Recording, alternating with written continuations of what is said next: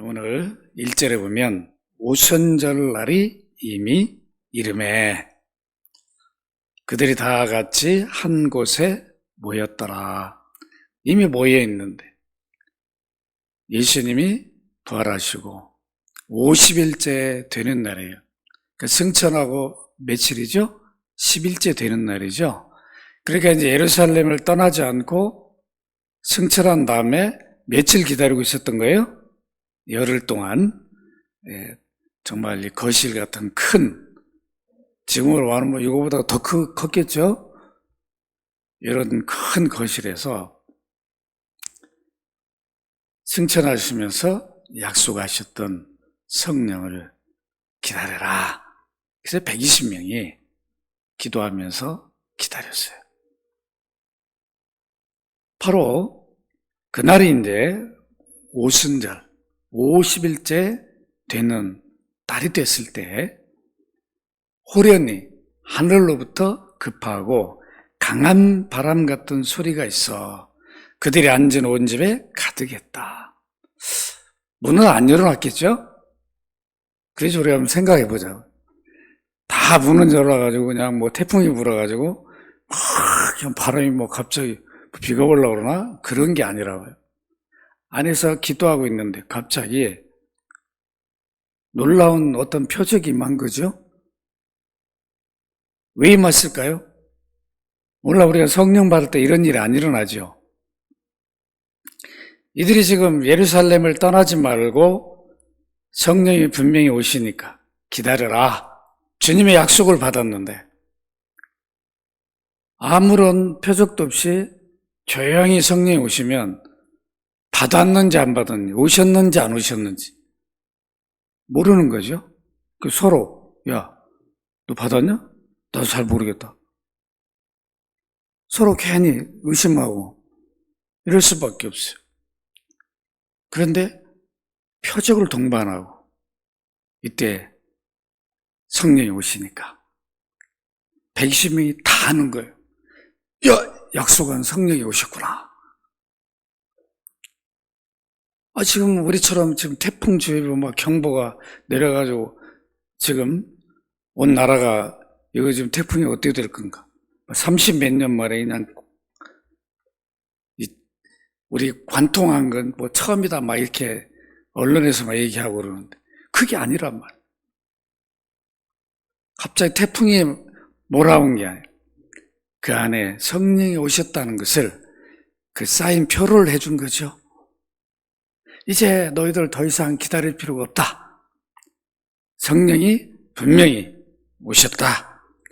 그래서 그들이 앉은 온 집에 가득했다. 마치 불의 혀처럼 갈라지는 것들이 그들에게 보여 각 사람이 하나씩 임했다.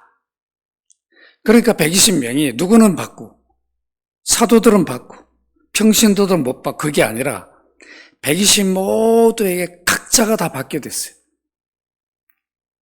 각자가 다 느낀 거예요. 어이구, 성령이 오셨네. 그냥 갑자기 자기가 말을 하는데 막 불처럼 막 혀가 그냥 막 갈라진 그게 놀라운 막 현상이 일어난. 야, 너 좀 그러냐? 나도 그래. 서로 120명이 야, 정말 성령이 오셨구나. 한 사람 대회 없이. 이러니까 이들이 성령이 우리 안에 오셨구나. 내주하셨구나. 그러니까 내주라는 거는 다른 게 아니에요. 성령이 오셔서 내 몸이 성령에 거하는 집이 됐다. 안에 거한다. 그걸 말해. 내 몸이 성령에 거하는 집이 됐다. 그 내주라고 말하는 거죠. 이렇게 해서 120명이 약속된 성령을 각자 받게 됩니다. 오늘날도 동일하죠.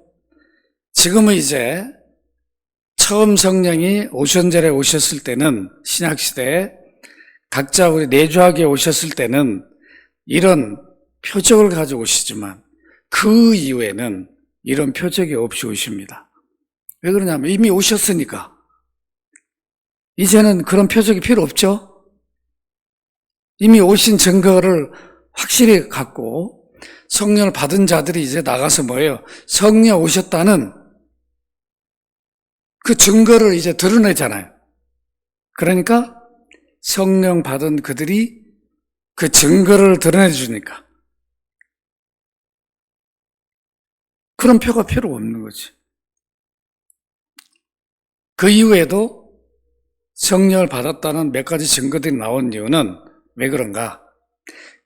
이렇게 성령 받을 때 이런 표가 나타난다 그런 뜻이 아니라 안 믿는 자들, 특히 이방인들, 또 사마리아 이런 데만 특별하게 몇 군데만 그들이 도무지 안 믿으니까 이렇게 성령이 오셔서 역사한다는 그런 표를 합니다. 그 외에는 없어요.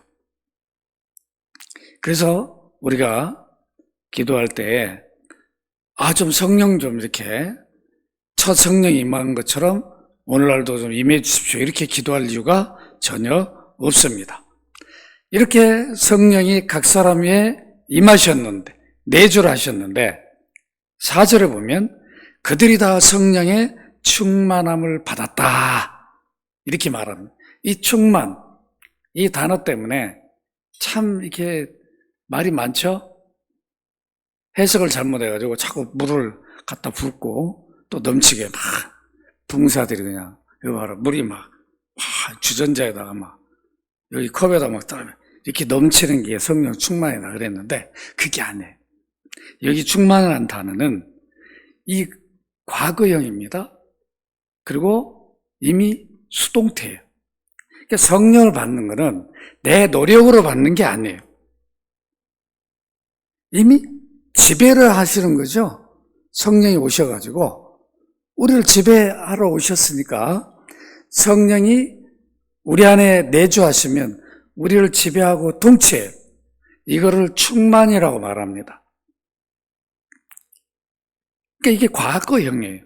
또 받고 하는 게 현재형이 아니고 과거형이에요. 이미 오자마자 받아버렸으니까 더 받을 이유가 없는 거예요. 구원도 한 번 받는 거지 과거형이지 현재형으로 안 쓴다고요? 이미 구원을 한 번 예수 믿을 때 구원을 받으면 그거로 한 번 구원이 영원한 구원이죠. 또 받고 하는 게 아니에요.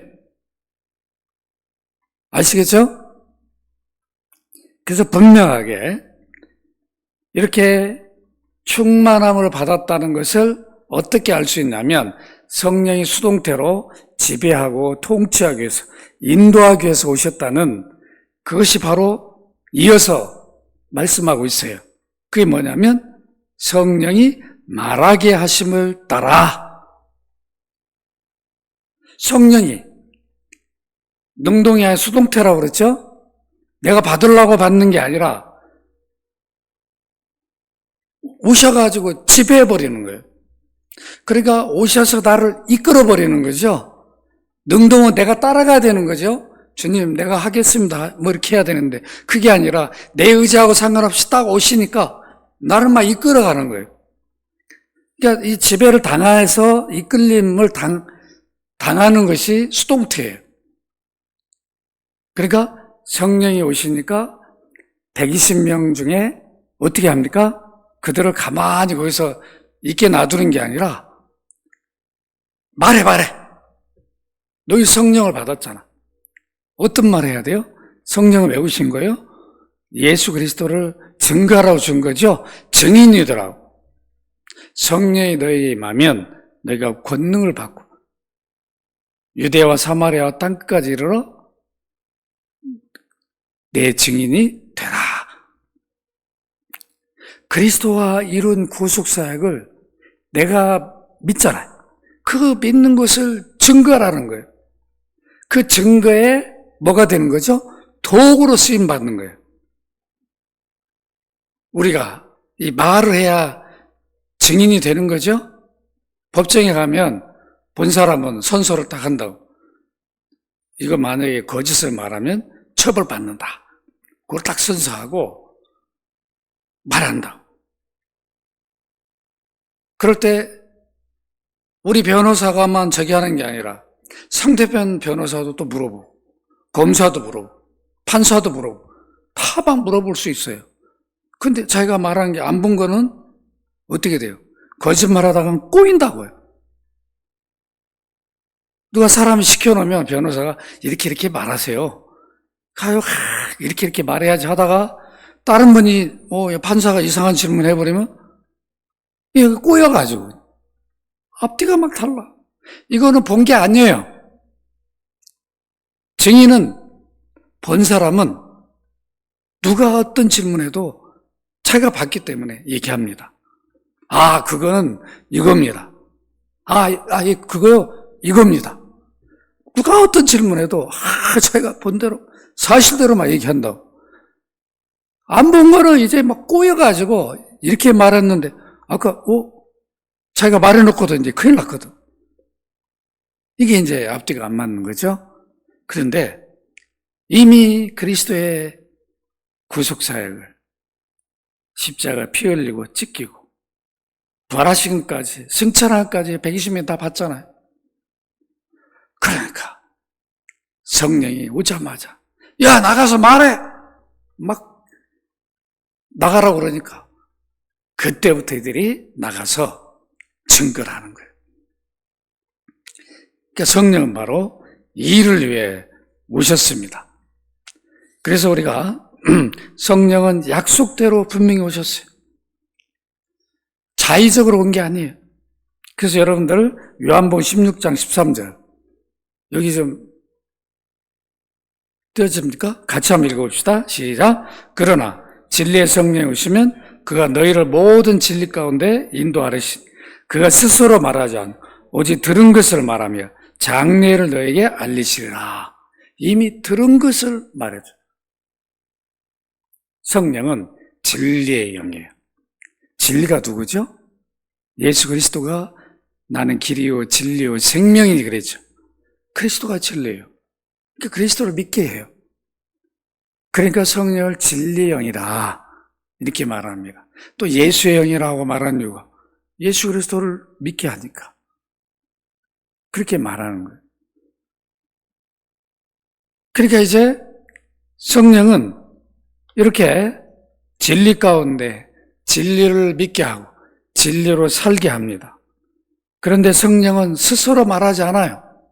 이미 성령은 그리스도가 이 말한 것들을 말하게 합니다. 그리고 요한복음 14장 16절 17절 성령이 왜 약속대로 왔는가 다시 한번 확인합니다. 내가 시작 내가 아버지께 구하겠으니 그가 또 다른 보혜사를 너에게 주사 영원토록 너희와 함께 있게 하리니 그는 진리의 영이라 세상은 능히 그를 받지 못하나니 이는 그를 보지도 못하고 알지도 못함이라. 그러나 너희는 그를 아나니 그는 너희와 함께 거하시며 또 너희 속에 계시겠습니다. 세상 사람 알아요 몰라요? 몰라요. 성령이 누군 줄 어떻게 알아요? 절대 모릅니다. 그러니까 못 받아요. 모시지를 못해. 그러니까 성령이 안 계셔요. 세상 사람들. 그리스도인들만 성령이 우리 안에 거하셔요. 요한복음 14장 26절 같이 읽습니다. 시작. 보혜사고 아버지께 내 이름으로 보내실 성령 그가 너에게 모든 것을 가르치고 내가 너에게 말한 모든 것을 생각나게 하리라. 제자들이 3년 동안 들었어요? 예수님이 따라다니면서 다 잊어버렸어. 제자들 천재도 아니고. 아니 이 기억력이 좋아야 책을 봐도 어떤 분들은 책 한번 딱 보고 나면 그냥 기억을 딱 해요. 어떤 분은 책 다 봤는데 하여튼 보긴 본 것 같은데 기억을 못해. 차이가 있죠. 세상 책은 그럴 수 있어요. 근데 우리 성경은 읽어놓으면 누가 생각나게 줘요? 성령이 생각나게 줘요. 세상 책은 생각나게 안 해주는데 성경은 읽어놓고 들어놓으면 생각나게 줘요. 필요한 때. 언제요? 그리스도를 증거할 때, 전도할 때 나도 모르게 생각나게 해줘요. 그러니까 그거를 경험한 분들은 담대해요. 그냥 믿고 가서 전한다고. 겁을 안 내요. 성령이 분명히 오늘 저 영혼에게 주실 거야. 확신을 하고 딱 가서 대화를 하다 보면 자연스럽게 생각이 나요. 그 말만 하면 돼요. 성령이 주시는 거예요. 근데 안 주신다 그러면 그 상대방이 아직도 복음을 받을 그릇이 안 된 거죠? 그렇게 생각하고 더 기도를 하고 포기하면 안 되고, 오늘은 때가 아닌구나. 기도하고 다시 또 다음 기회를 또 살펴봐야 됩니다. 요한복음 15장 26절, 내가 같이 읽습니다. 시작. 내가 아버지께로부터 내게 보낼 보혜사 곧 아버지께로부터 나오시는 진리의 성령 오실 때 그가 나를 증언할 것이요. 누가 누구를요? 성령이 나를, 예수 그리스도를. 그래서 진리의 영이다. 성령은 독자적인 일을 하시는 게 아니에요. 성령이 일을 하시는 게 아니에요. 누구 일을 하기 위해서 오신 거예요? 그리스도를 증거하기 오신 거예요. 그리스도가 하신 일을 증거하기 오셨기 때문에 그 일에 우리를 도구로 써요. 그러니까 우리가 전도할 때 두려워할 이유가 없어요.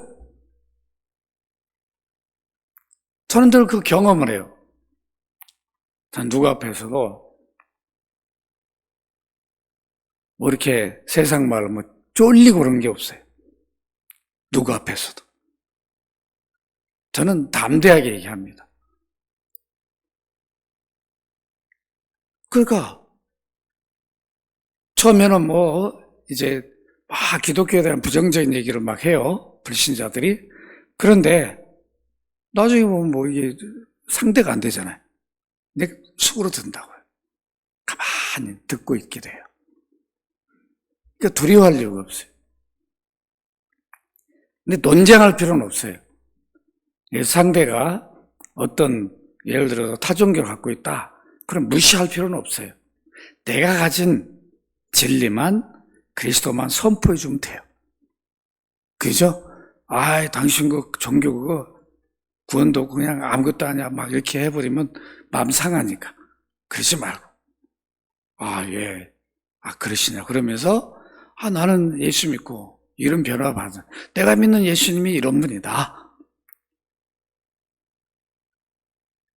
왜 죄사함 구원의 그 일을 하셨는가를 우리가 증거해 주면 그때 성령이 역사하면 믿음 고백하는 그런 일이 일어납니다. 당장이 아니라도 이미 그가 들어요. 그 영혼이 이미 들은 거라고.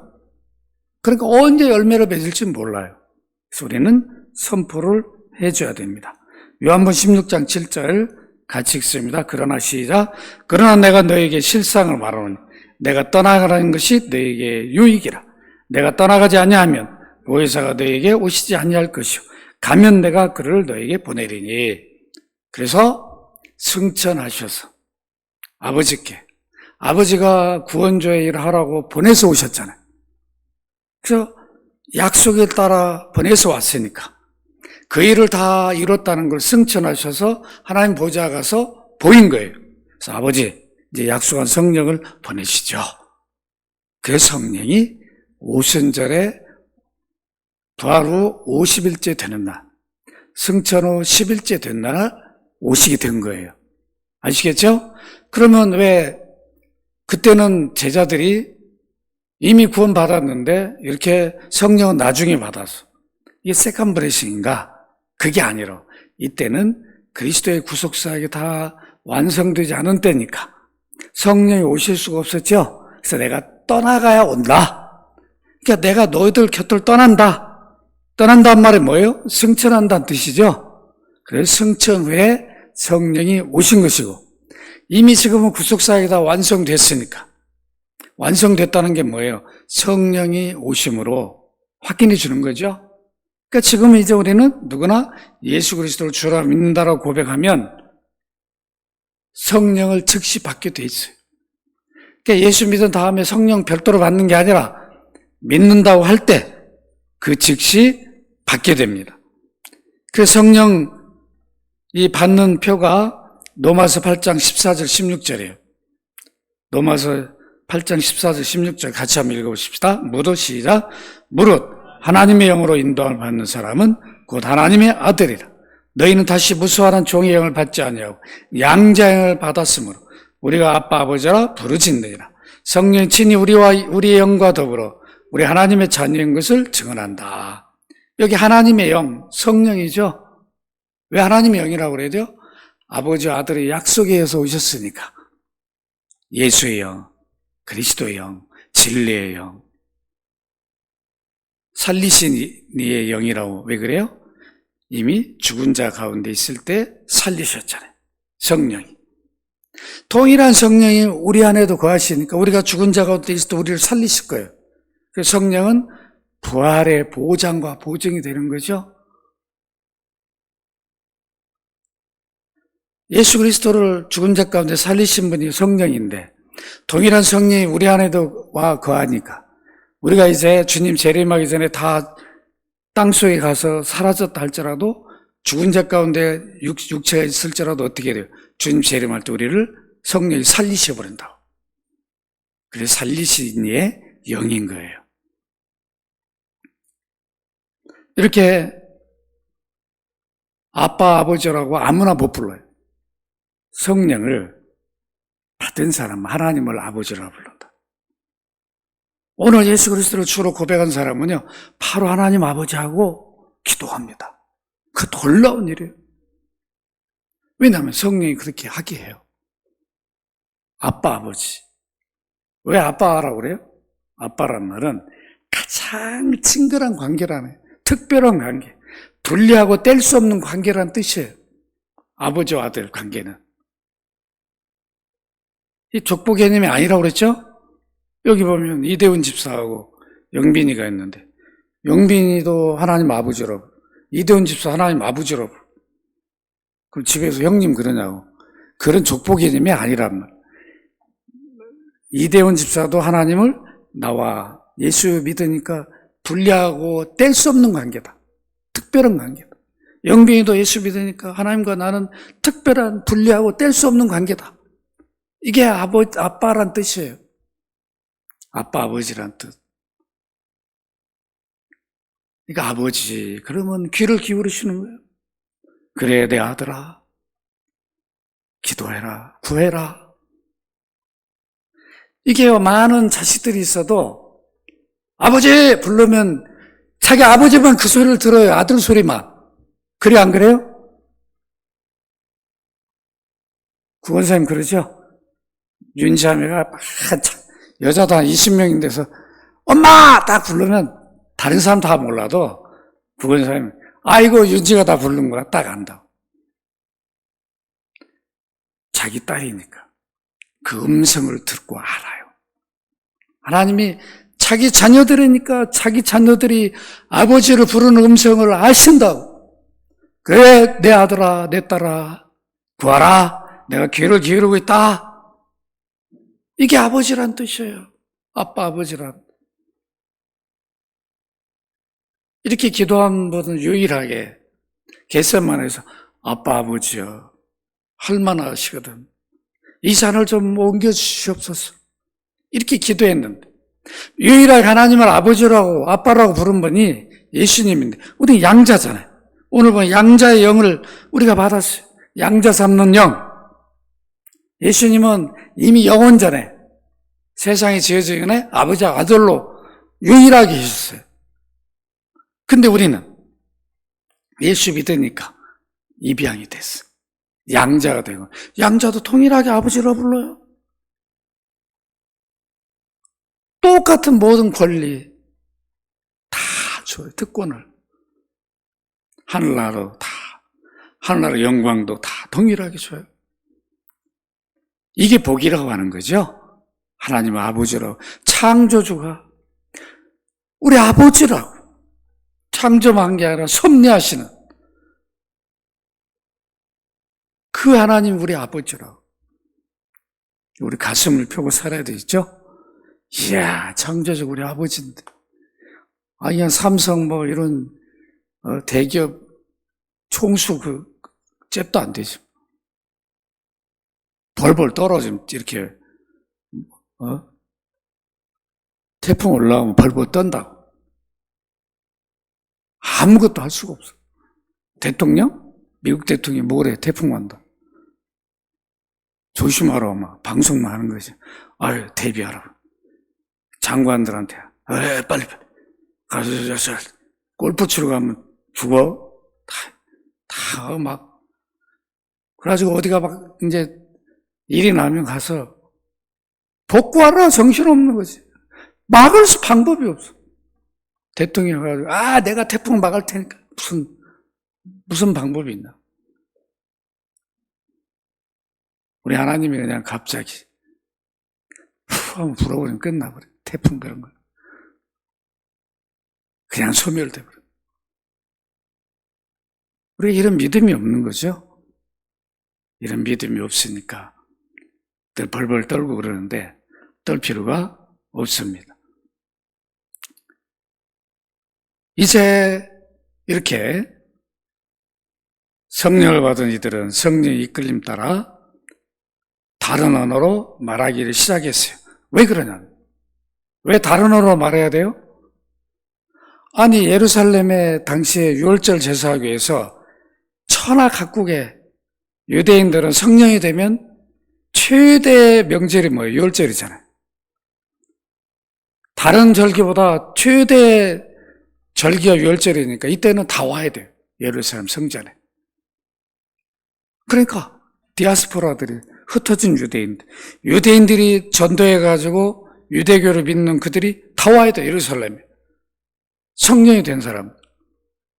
그러니까 예루살렘 이때는 막 난리가 난 거죠. 그런데 여기 와서 뭘 본 거예요? 예수 그리스도의 십자가에 일을 본 거예요. 또 부활의 일들을 보고 그걸 끝난 게 아니라 성령 강림에서 이렇게 120명이 성령을 받고 나가서 막 랄랄랄랄람 하면서 막 그리스도를 막 전하는데 저 사람들이 저 갈릴리 사람들이 어떻게 우리말을 하지? 나 로마에서 왔는데 어떻게 우리말로 들리지? 왜 그러냐면 지금 그리스도의 복음을 십자가에 우리 인류 구원을 이룬 일을 전해야 되는데 제자들이 언제 여기 보면 15개국이죠? 15개국에서 왔는데 이 언어를 언제 배우겠어요? 그것도 어부 출신들이. 이 언어라는 게 이렇게 쉽습니까? 이 선교제가 보면 이 선교사님들이 언어를 처음부터 가가지고 다른 일 안 하고 언어를 차분하게 배운 분들은 그래도 이 발전이 있어가지고 빨리 이제 설교도 하고 그러는데 처음부터 가지고 그냥 언어 안 배우고 다른 일 하는 사람은 10년, 20년 가도 설교를 못 해요. 뭐 그냥 간단한 건 말하는데 구체적으로 설교를 못 해. 그래서 이제 선교단체에서 무조건 가면 언어부터 하라고 그러죠. 다른 거 일체 못하게 해요. 왜냐하면 뭐 사역을 시작해 놓으면 정신이 없잖아요. 언제 막 언어 배울 시간이 어디 있냐. 그래서 막 통역 세워놓고 막 하다 보니까 언어 발전이 안 돼버리는. 근데 재밌는 거는요. 제가 제일 많이 다녔던 데가 러시아하고 중국이에요. 다른 데는 거의 이제 뭐 몇 군데 가보긴 했는데 안 가보고 또 미국이나 이런 유럽 같은 데 한 번도 못 가봤어요. 그런데 제가 러시아하고 중국을 많이 다녔는데 제가 러시아 가서 깜짝 놀랐어요. 러시아가 이게 복음이 들어갈 수 있도록 이 한국 선교사 들어가서 사역할 수 있도록 다 기초가 돼 있더라고. 누구죠? 고려인들이잖아. 그들이 우리나라 언어를 안 잊어버리고 있어요. 그냥 선교사들이 그들을 도움 엄청 받고 있는. 제가 놀랐어요.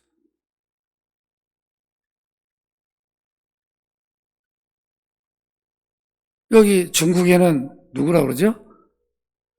우리 조선족이라고 그러죠. 이분들의 언어를 중국어하고 우리 한국말 하니까 자기 고향 전라도에 계셨던 그러니까 옛날에는 그분들이 일제시대 때 다 그래도 잘 살았던 분들이에요. 다 쫓겨가지고 또 독립운동하다 쫓겨가지고 간 분들 많거든요. 그 후손들이 많아요. 이분들이 후손들에게 언어를 안 잊어버리게 했어요. 그래서 우리 옥년이 엄마도 이렇게 보면은 약간 좀 틀리죠? 언어가. 왜냐하면 자기 이제 고향 언어를 많이 쓰다 보면 이게 이제 자기 위에 부모들이 경상도 사람이었으면 이 경상도 언어를 하더라고. 조선족들도. 고려인들도 그러고. 제가 가서 보니까. 이렇게 이 언어라고 하는 게 쉽지 않은데. 복음이 지금 여기에 15개국 예루살렘에 모인 이들에게 복음이 좀 선포돼야 되잖아요. 이들은 지금 껍데기 붙들고 있는 거죠? 제사, 유월절. 유월절 제사의 완성이 이미 그리스도의 십자가로 이루어졌는데 그걸 모르고 제사 지내고 있는 거잖아요. 그러니까 그들에게 복음을 전해야 되잖아요. 근데 언제 그들 언어를 배워가지고 하겠어요?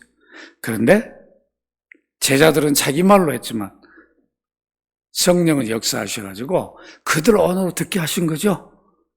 동시통역이 이루어져가지고 얼마나 놀라운 일이냐. 여기서 우리가 한 가지 잊지 말아야 할 건 뭐예요? 이걸 보면 본래 언어가 하나였죠? 바벨탑 사건 이전에는 그래서 여러분 창세기 11장 1절 같이 읽어봅시다. 시작. 온 땅의 언어가 하나요. 말이 하나였더라. 원래 하나였어요. 그러니까 지금 천국 가면 언어가 다 다를까요? 다 통역해야 되나요? 미국 사람, 유럽 사람 다 오는데, 그러면 예수님 앞에 가지고 통역해야 돼. 본래 언어 하나죠? 하나로 통일되는 거죠? 창세기 11장 6절 9절 같이 읽습니다. 여호와께서 시작. 여호와께서 이르시되 이 무리가 한 족속이요 언어도 하나이므로 이같이 시작하였으니 이후로는 그 하고자 하는 일을 막을 수 없음이로다. 자, 우리가 내려가서 거기서 그들의 언어를 혼잡하게 하여 그들이 서로 알아듣지 못하게 하자 하시고 여호와께서 거기서 그들을 온 전면에 흩으셨으므로 그들이 그 도시를 건설하기를 그쳤더라. 그러므로 그 이름을 바벨이라 하니 이는 여호와께 거기서 온 땅의 언어를 혼잡하게 하셨음이니라. 여호와께 거기서 그들을 온 전면에 흩으셨더라. 언어가 본래 하나인데 그걸 보여준 거죠. 제자들 통해서. 아무리 흩어져 살다가 이미 모국어를 잊어버렸다 할지라도 예루살렘에 왔는데 다 듣게 된 거예요. 그리스도의 복음을. 여기 보면 여러분들이 특징적인 게 10절이에요. 사도행전 2장 10절. 10절에 이렇게 보면 뭐가 나와요? 노마로부터 온 나그네 이렇게 나오죠. 그래서 바울이 복음을 노마가 전한 적이 없는데 이미 노마에 복음이 들어갔어요. 왜 그러냐면 이때 사도들 통해서 디아스포라들이 노마에 살고 있던 디아스포라가 예루살렘과 복음을 듣고 들어가서 교회를 세웠어요. 그런데 이들은 사도들이 가서 구체적으로 안 가르쳐 줬었기 때문에 자기들 듣고 교회가 세우니까 약할까요? 강할까요?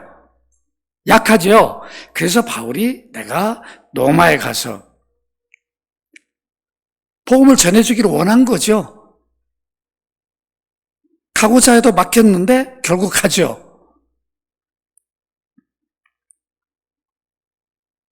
우리가 이거를 이렇게 잘 아셔야 됩니다. 너무도 신기했던 거예요. 천하 각국으로부터 와서 예루살렘에 머물러 있었는데 아니 이들이 갈릴리 사람들이 자기들 듣는 언어를 말하니까 얼마나 기가 막히냐고. 저 베드로 아니야. 이미 예루살렘에 이 사람들이 와 있었기 때문에 안다고 소문을 들었어. 야, 베드로가 어떻게 우리 언어를 하지? 베드로는 자기 언어 한 적이 없어. 자기 말을 한 거죠. 그러나 성령은 듣게 만든 거예요. 이게 다른 말로 하면 우리가 복음을 말하면 닫힌 영혼을 열어서 듣게 만든다. 성령이. 믿으시기 바랍니다. 듣게 듣게 만드는 거예요. 그 영혼이. 이렇게 각국의 언어도 다른 사람들도 영혼도 들려주잖아요. 그 시대 복음은. 은혜를 입을 자들에게는 들려지는 거예요. 성령이 듣게 하는 거예요. 그 영혼이 듣게 만드는 거예요. 그 믿음 고백하게 하는 거죠. 그러니까 우리는 들려줄 역할만 하면 되는 겁니다. 6절에 보니까 이 소리가 나며 큰 무리가 모여 각각 자기의 방언으로 제자들이 말하는 것을 듣고 소동해. 왜 소동해요? 야, 갈릴리 촌놈들이 이게 뭐야? 이거 어떤 일이야? 놀란 거예요. 다 놀라 신기하게 여겨. 7절에 보니까 보라, 이 말한 사람들 갈릴리 사람 아니냐? 갈릴리 사람 아니냐? 이 말은 뭐예요? 저 무식한 놈들, 저 촌놈들인데 야, 쟤들이 어떻게 우리 언어를 해? 야, 이거 신기하다. 이거 뭔 일이야 이거? 놀라운 거죠. 이게 기독교 초대교회 역사였어요. 그러니까 오늘날도 동일합니다. 선교사들이 가서, 제가 러시아도 가보니까 러시아를 잘하는 선교사들이 있는가 하면 못하는 선교사들도 개중에 있어요. 그래서 고려인들이 설교 원고를 다 이렇게 고쳐주더라고. 원고를 딱 주면 고려인이 다 선교사님 요거는 이렇게 이 말로 좀 고칩시오. 다 이렇게 봐주더라고. 그러니까 우리 한국 사람이 참 복을 받은 거예요. 선교에 나가니까 다 이미 발판이 돼 있는 거예요. 러시아 가는데 한국 사람 얼굴도 똑같잖아요. 말은 그냥 러시아 말 하지만 한국말도 하고. 고려인들이 얼마나 그들이 고생했냐고. 그런데도 하나님 남겨놓은 거예요. 그게 얼마나 복이냐. 중국도 그러고.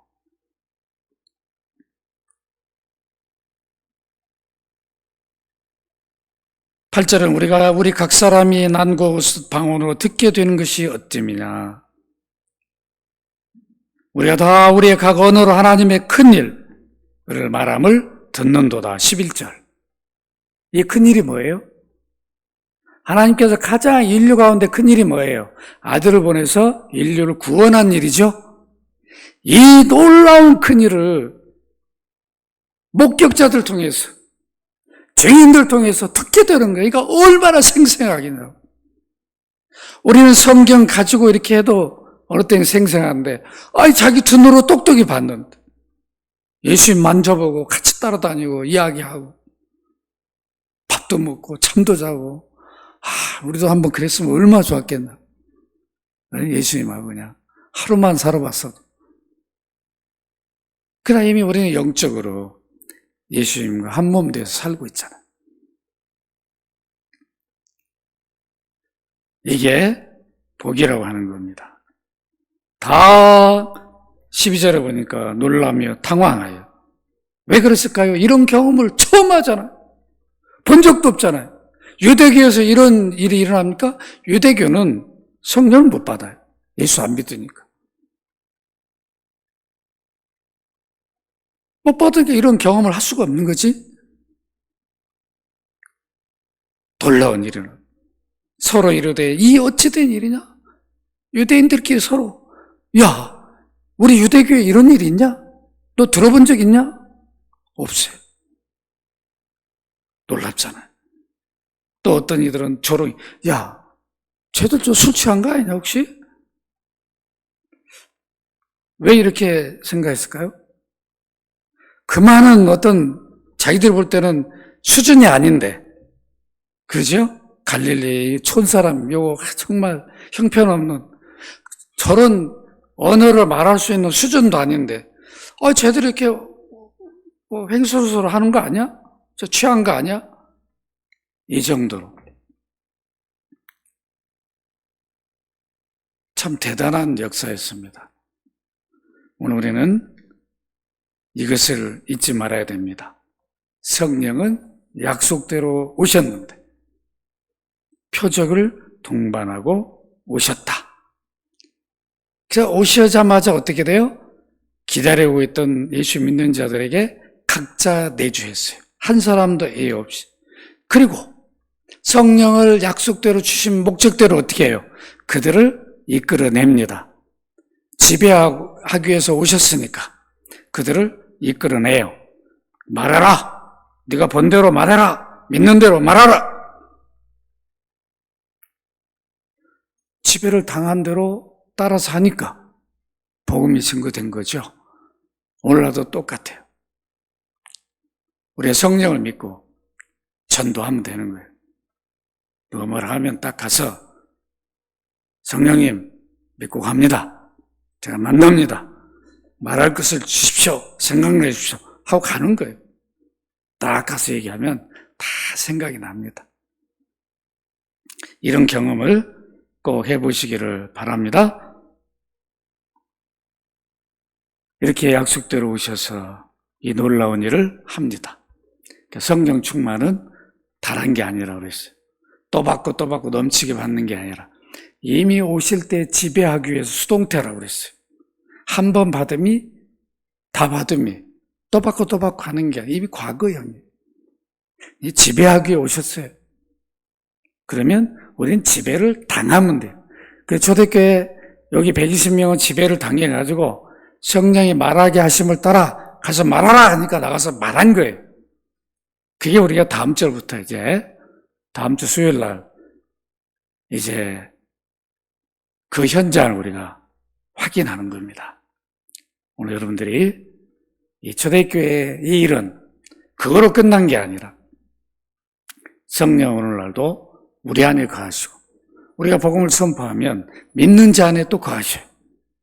그래서 우리가 성령이 가르쳐주고 생각나게 해주시고 진리로 인도해 준다는 것을 확신하면서 성령의 지배되어 사시기를 주의 이름으로 축원합니다.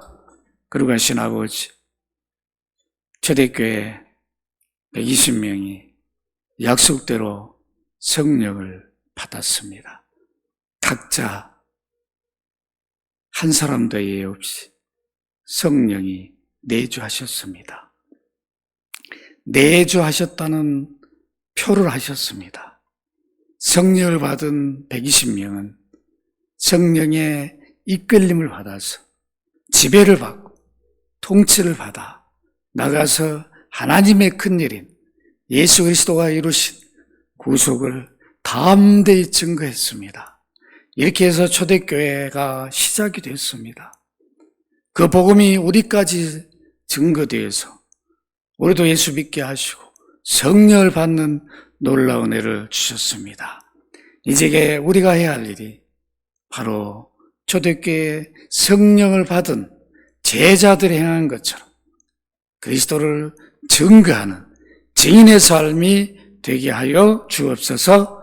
오늘도 말씀을 듣는 모든 주의 백성들이 성령의 지배를 당하고 인도함을 따라 그리스도의 증인으로 큰 역할을 감당하는 복된 삶이 되게 하여 주옵소서. 오늘도 예배에 참여한 주의 백성들에게 놀라운 은혜를 주시기를 간절히 구하고 주 예수 그리스도 이름으로 기도합나이다. 아멘.